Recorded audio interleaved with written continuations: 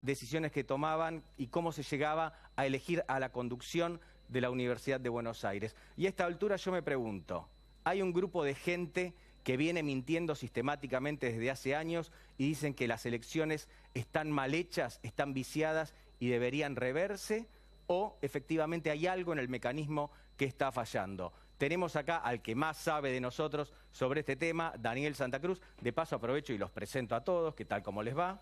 ¿Sí? Bueno, alguno me puede contestar, ahí están todos. Muy bien, Pablo. Muy bien. Bien. Bueno, ya vamos a ir levantando el clima. Contentos en esta versión populista que tomó... Bien, Sirven me recibió de muy buena manera fuera de cámara, así que, bueno, espero que lo sostenga a lo largo del programa. Ahora sí, Daniel Santa Cruz, ¿qué pasó? 30 personas tomaron el rectorado de la Universidad de Buenos Aires. Bueno, ¿qué reclamaban? ¿Es razonable? No que rompan todo, eso naturalmente no es razonable, pero digo, ponernos un poco en tema. Hay dos hechos. Un hecho, se puede decir, vandálico, de enfrentamiento que sucedió en el rectorado de la Universidad de Buenos Aires, ahí en la calle Viamonte, y un hecho político que fue el Congreso de la FUBA, que se realizó días atrás, que generó el cambio de la conducción política de esa entidad.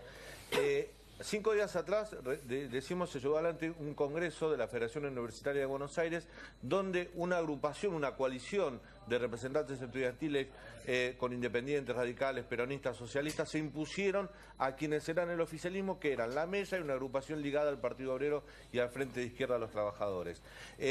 La izquierda no reconoce la victoria de este frente político y ahí empezaron los desmanes. Si bien asumieron los nuevos titulares, Francisco Strambini es el un presidente delegado de ingeniería que hoy preside la FUBA, necesitaban el aval o que el Consejo Superior de la Universidad de Buenos Aires, que se reunía hoy en la UBA, reconozca la nueva conducción de la FUBA.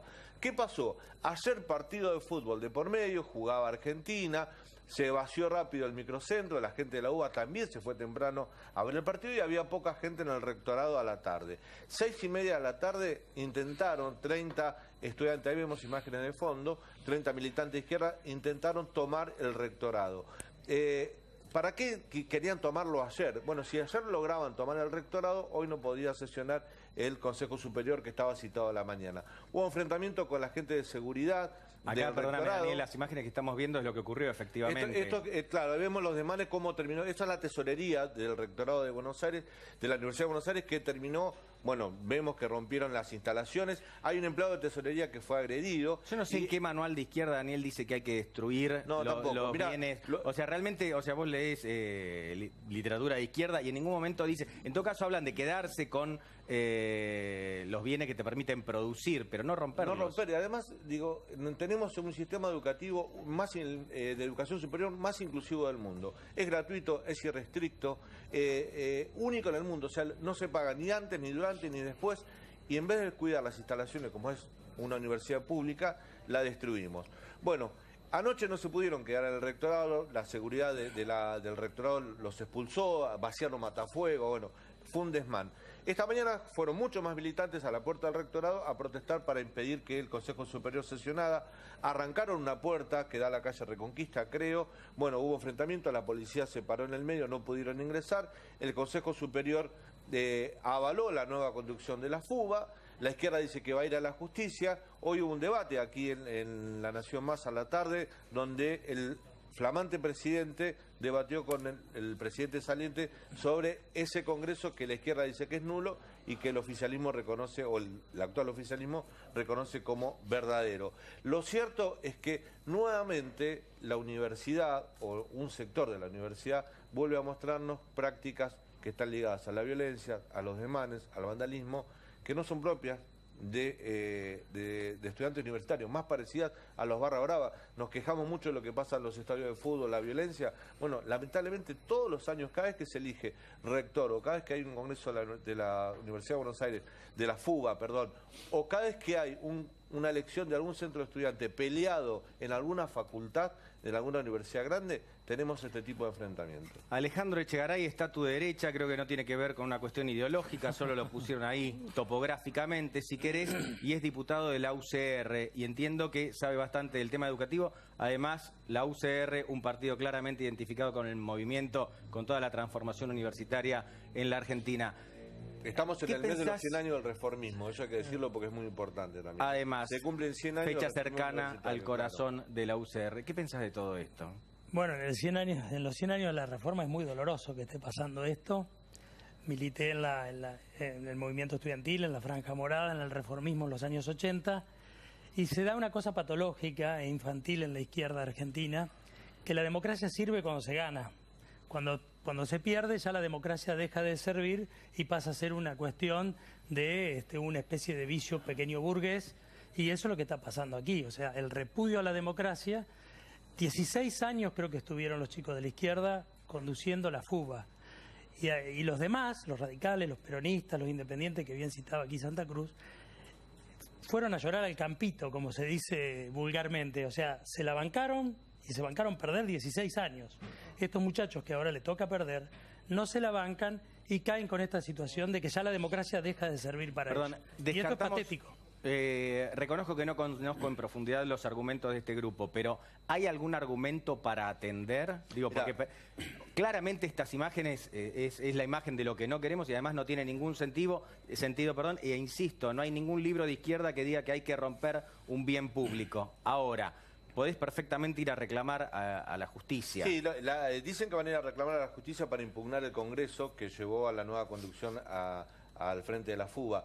Pero más allá de, como bien dice el diputado, desde el año 2002 la izquierda gobierna la Federación Universitaria de Buenos Aires, esta vez les tocó perder, en principio parece que es así. De hecho, los veedores que asistieron al Congreso validaron el Congreso, la votación, por lo tanto no habría argumentos legales para impugnarlo. Esto es lo que dice el actual oficialismo.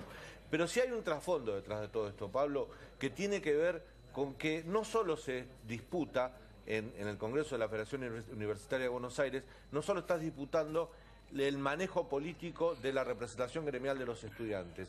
La FUBA, o todos los centros de estudiantes, administran cerca de 16 millones de pesos anuales en fotocopias y comedores en los centros que funcionan en las facultades administradas por los centros de estudiantes.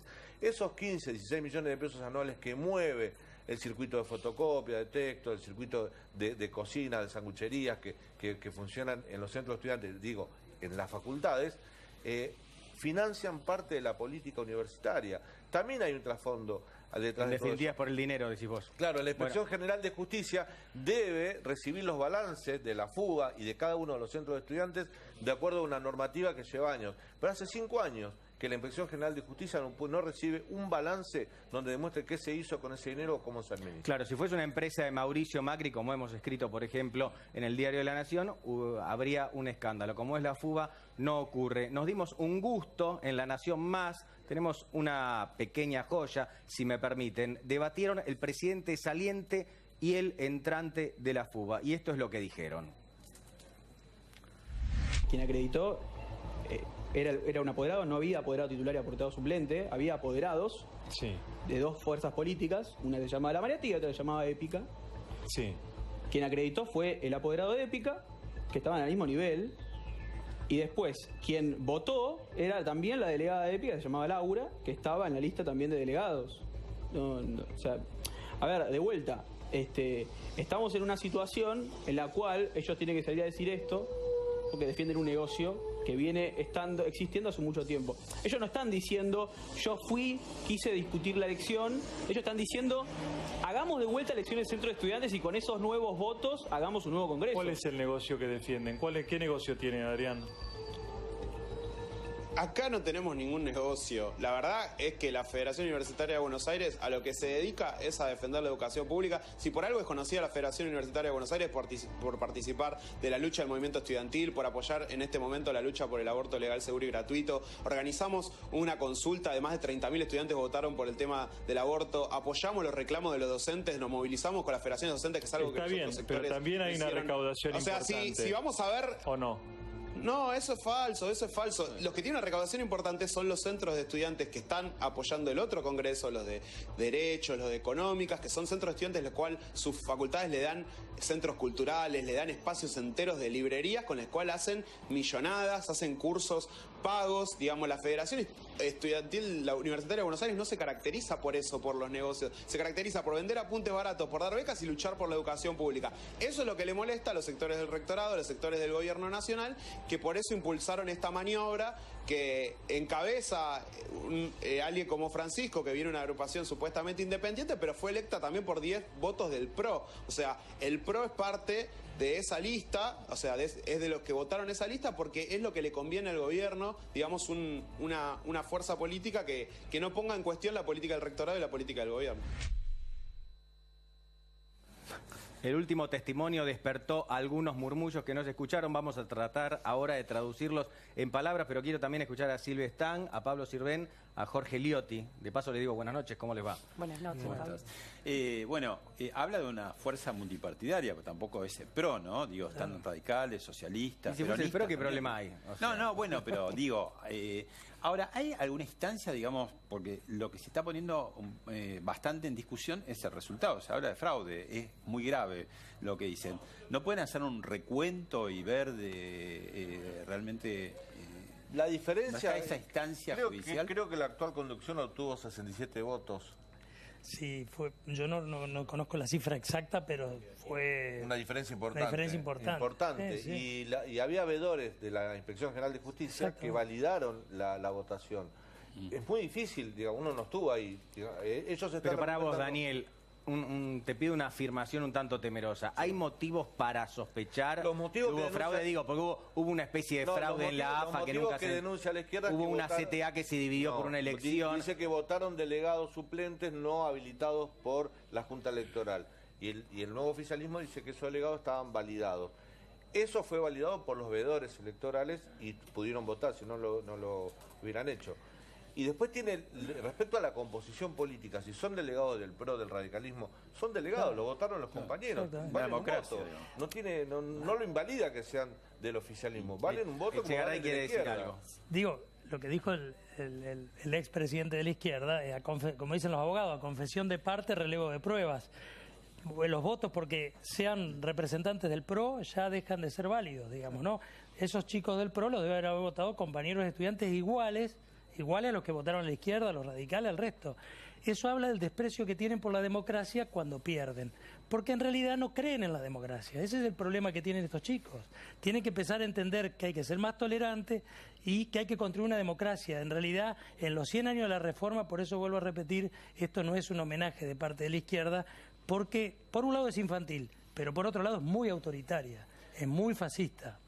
Yo te lo uno a algo que pasó también hoy, pero en otro nivel de la educación, que es la secundaria, a propósito de las tomas, ¿no? Daniel empezó hablando de los disturbios y de las roturas que hubo. Bueno, recordemos las distintas tomas de colegio que ha habido. La jueza Liberatori, que siempre tuvo muy mala relación con el macrismo, no había dado lugar al protocolo de la ciudad para que no se hagan esas tomas. Bueno, hoy justamente la justicia convalidó ese protocolo y a partir de ahora se van a tener que hacer cargo los padres, ¿no? O retiran a los hijos o se hacen cargo de las consecuencias. ¿Qué sería? A ver, traducime hacerse cargo de las consecuencias. Y que se lo lleven a la casa. Yo meto la pata, lo que y si mi rompen papá algo en termina el preso. colegio lo tienen que pagar los Claro, rompen padres. algo. Está el tema de... Son menores, son responsables los padres. Si los chicos toman la escuela y se quedan a pernoctar y el colegio le avisa a los padres, venga a retirar a su hijo, el padre no va y el chico se queda y rompen, o pasa algo como lo que pasó en el rectorado de la UBA, rompen, claro, como pasó en la Ciudad de Buenos Aires, como pasa en otros colegios, rompen un vidrio, una puerta, pasa algo, bueno, se llamarán a los padres y los padres van a tener que pagar el costo de esos desmanes. Echegaray, el gobierno tiene alguna estrategia para ir ganando cada vez más terreno en la representación política universitaria? Por lo pronto, en la representación política universitaria a nivel nacional, la fuga viene siendo conducida por la franja, el reformismo desde la apertura democrática. Y a mí me parece que es muy válido que el gobierno cambiemos, que no lo veo como una decisión piramidal que baje y que busque disputar hasta el último centro estudiante. Lo importante entender es que hay chicos militantes de Cambiemos, de la franja, de distintos grupos la coalición cívica, que militan, que existen, son de carne y hueso y todos los días militan, abren sus centros de estudiantes. Esa es la estrategia que tiene Cambiemos, que haya chicos disputando el espacio y de una representación para tener una mejor representación en estos lugares, para que las facultades vuelvan a tener un espacio racional de debate y no esto, que esto es lamentable. O sea que esa es la estrategia es dejar hacer para que militen chicos de verdad que vienen a la facultad a estudiar y además a brindar parte de su tiempo a una actividad solidaria que es la militancia política. Bien, ¿cuál es el futuro, Daniel, de esto? ¿Qué puede ocurrir? Ahora, ¿van a seguir estos hechos? ¿El nuevo presidente va a poder efectivamente asumir? El nuevo presidente va a asumir porque, ya te digo, el organismo que controla la votación lo validó, el Consejo Superior de la Universidad de Buenos Aires lo validó, lo va a incorporar a sus delegados al Consejo Superior como marca la normativa y va a funcionar una nueva conducción de la fuga. Entiendo, por lo que escuché de declaraciones de la izquierda, que van a acudir a la justicia para invalidar ese Congreso. ¿Qué hace la justicia? Bueno, viste, en la Argentina es una caja de sorpresa, a lo mejor puede dar marcha atrás, puede frenar este proceso o no. Por lo pronto, todo indica que en la nueva conducción de la fuga tiene que seguir, va a conducir ahora esa organización. Lo que sí me parece que se vienen protestas, ¿no?, de parte de la izquierda. La izquierda no va a se queda tranquila. No se va a quedar tranquila. Estaba recordando. Va a haber protestas cada vez que se reúne el Consejo Superior. Estaba recordando, esta semana estuvo en este set Hugo Yasky, con quien tuve una amable discusión, y recordaba que cuando perdió las elecciones con Pablo Micheli, sí, bueno, decidió romper la CTA. También recuerdo, y ahora me va a ayudar en esto Jorge Liotti, que cuando Cristina Kirchner debía pasarle el mando a Mauricio Macri, decidió no presentarse al Congreso en un hecho muy, pero muy llamativo de la historia argentina. Es decir, tenemos una tradición en esta democracia, punto, de no terminar aceptando los perdedores a quienes son ganadores. Naturalmente ese hecho lo recordás perfectamente bien, Jorge. Sí, creo que es cierto lo que mencionás. Y además porque siempre queda un poco el manto de sospecha respecto de los procedimientos, tanto en las grandes decisiones democráticas como son las elecciones a presidente, como lo que puede ser una elección universitaria como la que estamos conversando. Entonces, queda todo el proceso deslegitimado porque no se sabe si el procedimiento correspondió o no, un manto así un poco turbio, y después, obviamente, la enorme dificultad para aceptar la derrota naturalmente. Es algo que, imagínate, Pablo, todavía en la gran política estamos empezando a tratar de digerir. De hecho, todo el tiempo hablamos de lo que podría representar que Macri, primer presidente no peronista, termine su mandato, que debería ser algo absolutamente natural y que, sin embargo, sería una anomalía para la historia política reciente de la Argentina. Entonces, claramente hay una enorme dificultad para entender la alternancia, para entender las derrotas, procesarlas, prepararse para los roles distintos, que es poder estar en gobierno, la oposición, y ejercerla naturalmente. Creo que eso habla, en definitiva, algunos palotes que todavía nos faltan hacer en términos de consolidación del sistema, que es una deuda pendiente.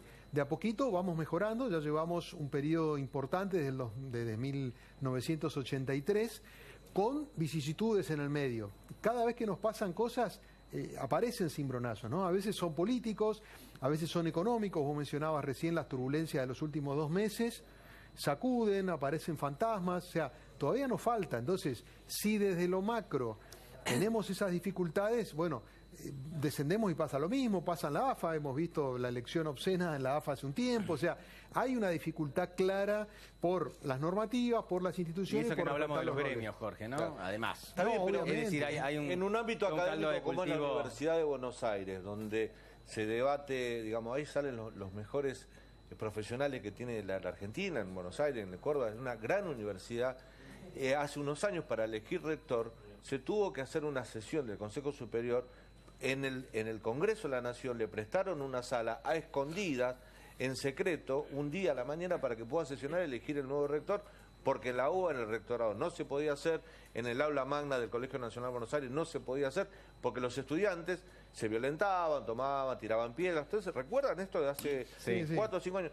Digo, si no podemos elegir un rector con un debate, votando con una muestra de civismo en un ámbito académico como ese, ¿qué podemos esperar también? Yo creo que hay una exacerbación de la parte quizá más agresiva de la militancia, que quizás en algún momento, por ejemplo, la militancia política universitaria reflejaba aquellos liderazgos, aquellos movimientos que realmente lograban cautivar o seducir a un grupo de estudiantes detrás de determinadas ideas. Yo creo que eso ha ido mutando en esta versión ya un poco más violenta, que la hemos visto no solo en estos casos, sino también lo hemos visto en las tomas de los colegios que dependen de la UBA, no el caso del Nacional Buenos Aires, del Pellegrini. Hay como una mala interpretación de que la militancia entraña un ala combativa que tiene que actuar ante estas circunstancias. Sí, también, ¿no? Jorge, en una época tomaban un colegio por algo muy concreto y una defensa de derechos absolutamente concretos. Hoy da la sensación de que toman un colegio por cosas que no están del todo identificadas. Pero por eso digo, hay una, totalmente de acuerdo. Hay una naturalización para este tipo de episodios donde, digamos, alguna cuestión mínima termina rápidamente en un hecho de violencia, en una toma, porque ya está ese músculo demasiado aceitado y eso obviamente complica lo que es el debate público de ideas, el debate político más de fondo. En general es como, ese es un trámite rápido, hay que pasar a la acción. Claro. Creo que ese mecanismo está demasiado fluido. Ahí habló Silvia Stan, perfectamente. Justo es lo que quería, por telepatía nos comunicamos. Justo entró el bocadillo. No, creo que si bien el foco, obviamente ahora, en estos días, por lo que pasó ahora, está puesto en los procesos de elecciones, en lo electoral, creo que tampoco hay que pasar por alto algunas otras faltas de respeto a lo institucional o al respeto por la democracia. A mí me impactó que recién Daniel contaba hace un ratito, 5 años dijiste, sin presentar balances a la IGJ. Sí. Es una obligación formal. Sí, esto es una locura, es verdad. No, lo dejamos pasar por alto, pero es una locura. Claro, es un dato que no habría que pasar por alto porque fuera del proceso de las elecciones también es una cuestión que debe respetarse, es la obligación. Yo no sé cuál es la sanción que llega además después de tanto tiempo, ¿no? De tantos años, y tal vez, adhiriendo un poco a lo que decía Jorge sobre la naturalización a veces de este tipo de cosas, también tal vez sea una línea política que también naturalice ya no presentar los números. Podría perder la personería jurídica. Recordemos que los centros estudiantes en los 80 se armaban. Dudo que la fuga va a perder personalidad jurídica. Eran en negro, pero hace difícil. Más aparte tienen personalidad jurídica. Pensemos que organizaciones más sofisticadas como son los partidos políticos incumplen la ley electoral que está revisada por organismos ¿qué estamos pidiendo? La verdad es que por un momento pensé que estábamos en Suiza. Estamos en la Argentina, es verdad lo que dice Liotti. Bajemos a la tierra, terapia de noticias. Esto es la Argentina. El diputado Echegaray es diputado naturalmente y presenta proyectos de ley. Presentó un proyecto bastante polémico que, si yo mal no lo estoy diciendo, propone retirar el dinero que cobran los obispos por parte del Estado. Está acá, así que me puede corregir en vivo. ¿Es así o más o menos así? Es un proyecto presentado hace varios meses, en marzo, y fue a partir de empezar a indagar con asesores sobre algo que creíamos los diputados que databa de mucho tiempo. Por la manda constitucional, el artículo 2 de la Constitución Nacional Argentina, el Estado tiene una fórmula un tanto ambigua que dice sostiene al culto católico. Si bien garantiza la libertad de cultos, de todos los cultos, en ese sostiene el culto católico, nosotros creemos que el Estado ya hace ingentes esfuerzos presupuestarios por sostener la educación de los colegios privados, mantenimiento de los templos por ser patrimonio arquitectónico, subsidios varios, exenciones impositivas, donaciones, etcétera.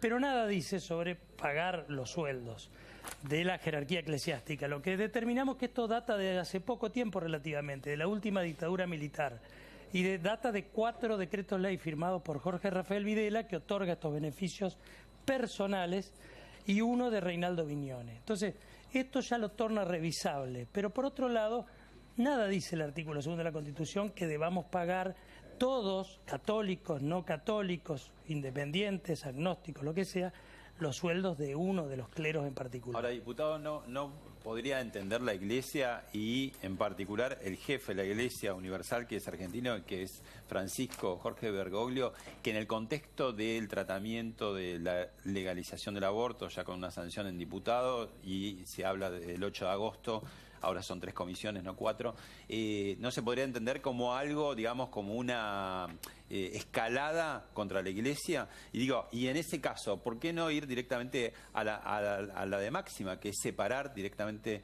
al Estado de la Iglesia? El proceso, va por todo, Sirven, va el por proceso todo. de secularización del Estado se ha dado en el tiempo, Sí. y para hacer eso habría que proponer una reforma de la Constitución como instancia final. Si bien ha habido distintos procesos, la creación del registro civil en el gobierno de Roca, las distintas leyes que fueron separando actividades entre la Iglesia y el Estado. Por eso aclaré, este proyecto data de antes de esta discusión, porque a veces Pero se cae confunde. acá. Cae acá porque se revitaliza una cuestión de cierta... Algunos plantean revancha laicista y yo no tengo nada anticlerical ni de revancha laicista. Soy profundamente laico, creo que debemos tener equidad de cultos en la Argentina y creo que podemos seguir cumpliendo con la Constitución actual, con los fuertes recursos que ya pone el Estado en la Iglesia Católica y no ¿Qué necesariamente en significa presupuestariamente? ¿Tiene idea? Bueno, vuelvo, en lo de los salarios, Sí, sí. En su momento fue informado que eran más de 130 millones de pesos por año, pero esto data del presupuesto anterior. O sea que ahora es un poquito más. Puede ser un poco Incluso hay otros proyectos parecidos al del diputado Chegaray. Hay Sí, uno hay que más. quiere equiparar los sueldos de los obispos con el de un maestro de escuela o de un profesor universitario. Perdón. Hay varios Hay varios proyectos y acá estuvo el diputado Amadeo, que también es del interbloque de Cambiemos al cual usted pertenece, y dijo que él creía que no pasaba por comisión su proyecto. Yo no creo que, yo no comprometo a Cambiemos en toda, por eso bien dijiste Sí. que los diputados presentamos proyectos. A mí me acompaña Fernando Iglesias, que es del PRO, me acompañan otros diputados. Después veremos, digamos, yo creo que la situación, hay varios proyectos, por eso, con todo respeto por Eduardo, que además aprecio y respeto muchísimo, creo que aseverar que algo puede pasar, yo creo que la democracia argentina hoy discute todo. Y esto es importante. Yo no puedo garantizar resultados de mi proyecto, ni a favor ni en contra, pero lo que sí creo es que se va a discutir. Echegaray, Tengo fe. breve, pero muy brevemente, porque lo tengo a Jorge Liotti parado y se pone de muy mal humor si está mucho tiempo parado, pero brevemente, si del otro lado, me imagino que sí, estuviese el Papa Francisco mirando, ¿qué cree que estaría pensando en este momento con respecto a su proyecto? Bueno, yo por eso vuelvo a repetir, creo que el respeto por el liderazgo universal del Papa Francisco a mí me hace respetarlo en toda su magnitud, aunque haya hecho algunas declaraciones en estos últimos tiempos en los cuales, respecto de la cuestión del aborto específicamente, pasó por Irlanda, no dijo mucho, vive rodeado el Vaticano de Italia, de la Italia católica, que hace mucho tiempo tiene resuelto este tema y nosotros somos los nazis. O sea, quiero poner, es un hombre de carne y hueso como yo, como ustedes, y tengo un importantísimo respeto por él. Creo que no estaría de acuerdo, pero de todas maneras creo entender que hay varios obispos que han planteado que esto debía ser revisable porque vienen dando demasiadas explicaciones por una prerrogativa otorgada por una dictadura. Y la Iglesia, no nos olvidemos que el propio Papa Francisco hizo una autocrítica respecto de la Iglesia y la dictadura. Y esto los liga demasiado, desde mi punto de vista, y ellos no lo pueden explicar muy bien. Bien, ¿recuerdan el relato kirchnerista? Jorge Liotti dice que encontró algo así como un nuevo relato macrista, pero nadie mejor que él para explicarlo.